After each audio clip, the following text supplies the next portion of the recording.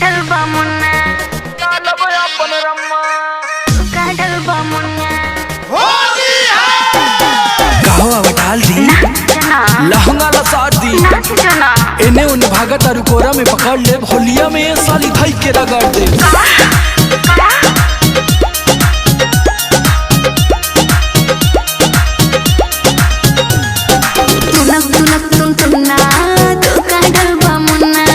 अच्छा हाँ हो सटा तब न बताई तुनक तुनक तुन तुन्ना तो काढल बा मुन्ना सुन भौजी की बहन मार ले वन दिलान ना तो होली में चिल्लाई बुआ माया माँ जब डालब अपन रम्मा जब डली है अपन रम्मा छटक के भगबू लम्मा जब डालब अपन रम्मा तुनक तुनक तुन तुन्ना जादू काढल बा मुन्ना आवा बता देई अरे जा हटा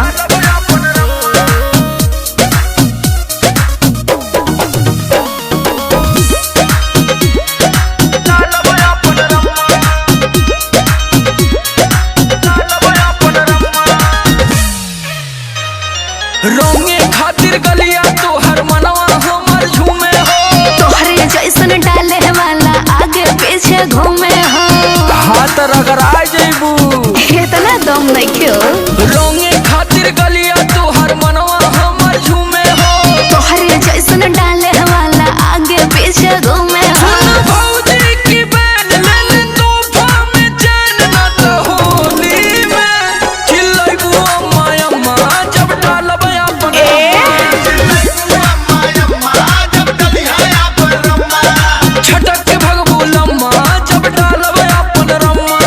तुनक तुनक तुन तुन्ना जादू काढल बा मुन्ना डालब की चिंगूर जइबू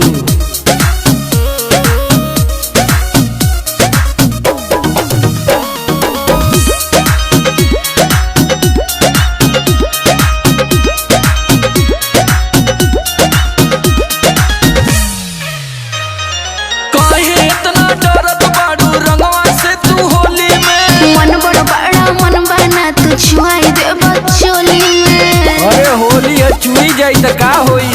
अच्छा काहे इतना डरत बाड़ू रंगवा से तू होली में मन बड़ा बड़ा मन बना तू छुआई दे बचोली सुन में भौजी की बहन तू बना लेना फैन ना तो होली में चिल्लाई बुआ माया माँ जब डालब अपन अरे अरे जब डली है अपन रम्मा छटक के भगबू लम्मा जब डालब अपन रम्मा तुनक तुनक तुन तुन्ना जादू काढल बा मुन्ना अरे समर आलोक का रंग जाई तो बुझा जाई हाँ